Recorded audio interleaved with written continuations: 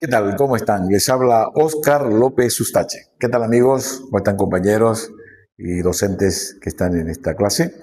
Hoy vamos a hablar de un tema que es muy importante sobre el análisis de los casos de negocio jurídico, hechos y actos. Es importante en esta clase de Derecho Civil. Antes de comenzar, quiero que se considere que esto es importante. Hay que recordar que brevemente esto significa que dentro de estos conceptos que vamos a dar, significa que tenemos que entender las diferencias que existen entre los actos, los hechos y sobre todo entender lo que es un negocio jurídico. Vamos a empezar por esto. Lo que es un hecho jurídico. Lo que es un hecho jurídico es un acontecimiento que produce consecuencias de esos actos. Por ejemplo, a ver, esto del hecho, por ejemplo, a ver, una persona se cae, ¿no? Se cae y provoca un acto jurídico. Pero tú no puede tener consecuencias jurídicas, sí, pero no ha sido intencional. O la muerte de una persona, por ejemplo. Alguien se muere fortuitamente en un accidente que no ha sido provocado, va a provocar un acto jurídico. Va a provocar un acto jurídico. Entonces, esas diferencias tienen que haber. Por ejemplo, hay otro, el acto jurídico. El acto jurídico es la manifestación voluntaria de dos personas o más.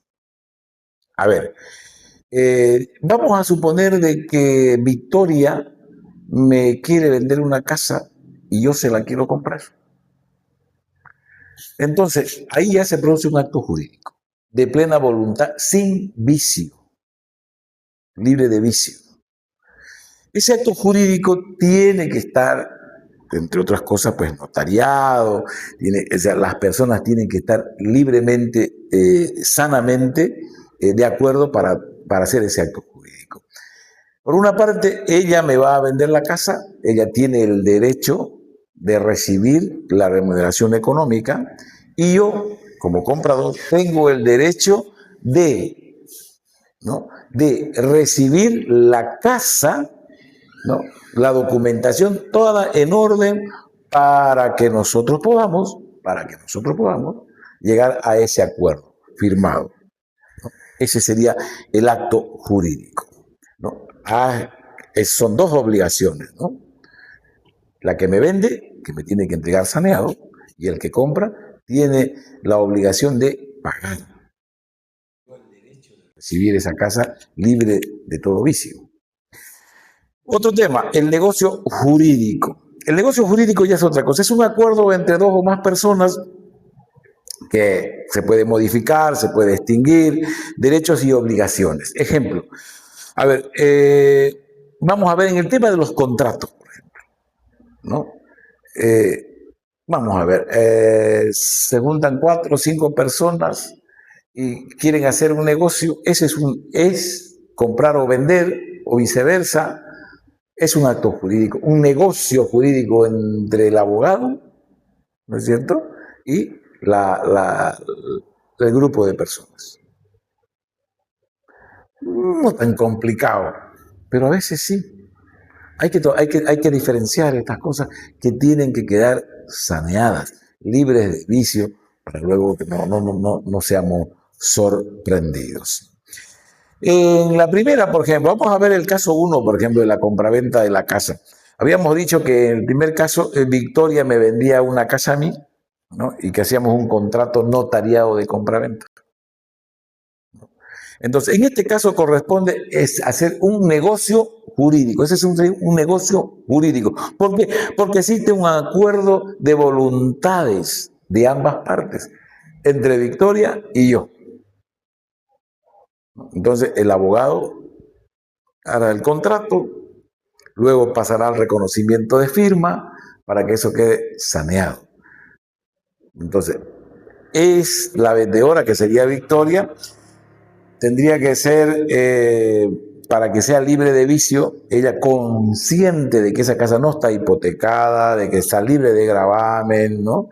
Y yo tengo la obligación de cancelar en mi derecho recibir una casa saneada y Victoria en su derecho recibir la remuneración económica como corresponde. ¿Existe consentimiento entre comprador y vendedor? Sí. ¿Ambas partes aceptan las obligaciones? Sí. Entonces eso es voluntario.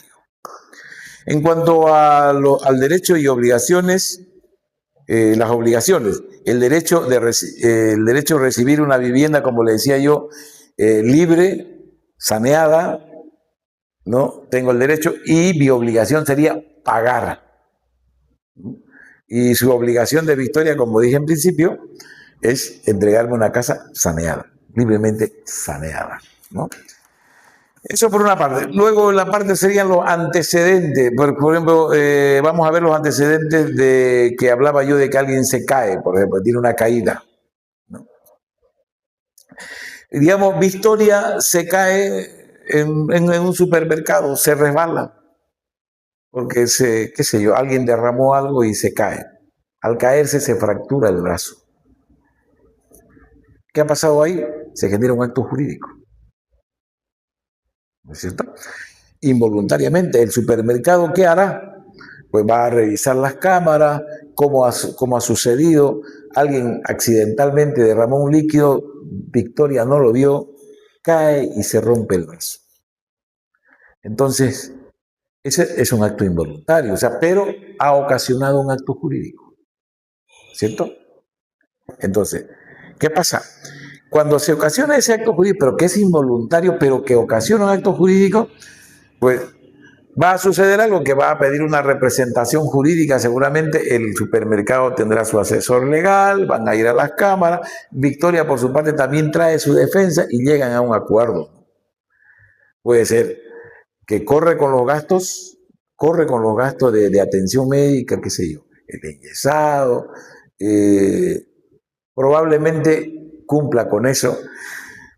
Ya sería de mutuo acuerdo, por eso es importante que el abogado sea un buen transmitidor, o sea, alguien que sepa transmitir a su cliente con honestidad lo que ocurre, ¿no? Porque llegar a juicio o llegar a otros estrados, eso es lo último que se puede hacer, porque el abogado tiene que ser buen negociador, ¿no es cierto? Llegar a un buen acuerdo antes de un largo juicio y que te va a hacer perder tiempo, que te va a hacer perder dinero, entonces que no considero yo que sea un buen abogado, ¿no es cierto?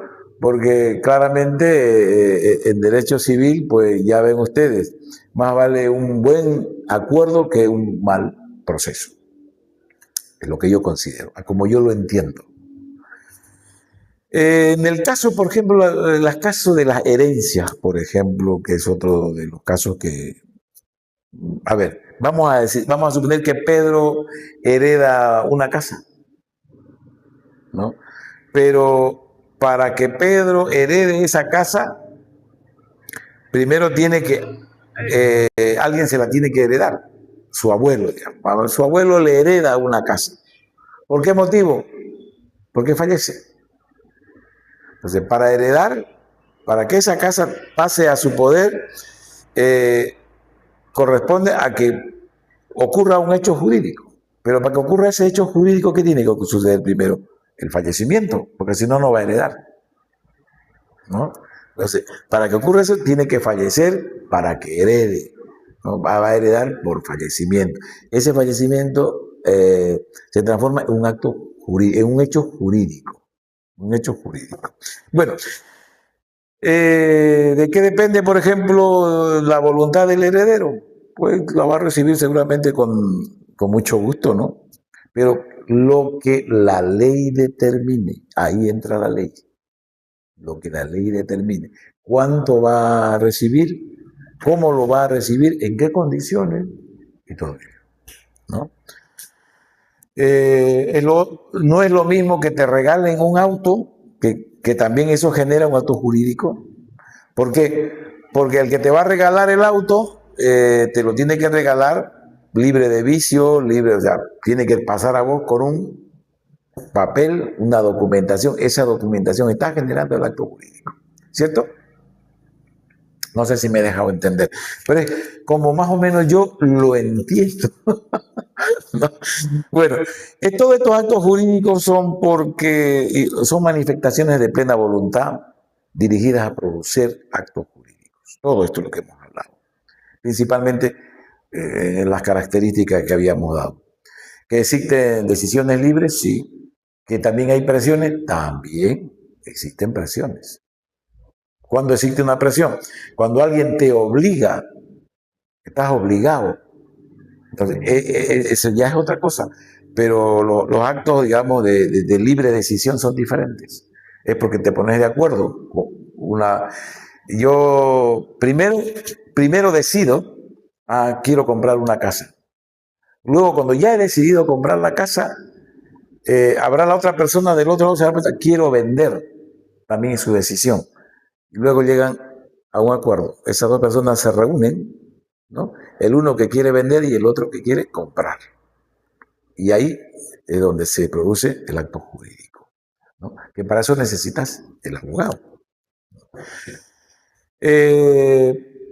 Otro acto jurídico puede ser, por ejemplo, si te prestan qué sé yo, te prestan un auto, una computadora, no lo sé, por una semana te la alquilan, haces un documento que se cumplido el paso que te lo tienen que devolver en las mismas condiciones que te lo entregaron. Si en ese documento dice libre de rayaduras, con tanque a fuego, o sea, las especificaciones tienen que ser claras en ese contrato mutuo que han hecho el que recibe y el que presta o el que alquila el auto.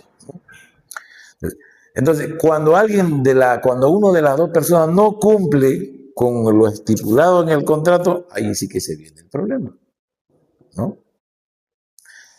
A ver, ¿qué más?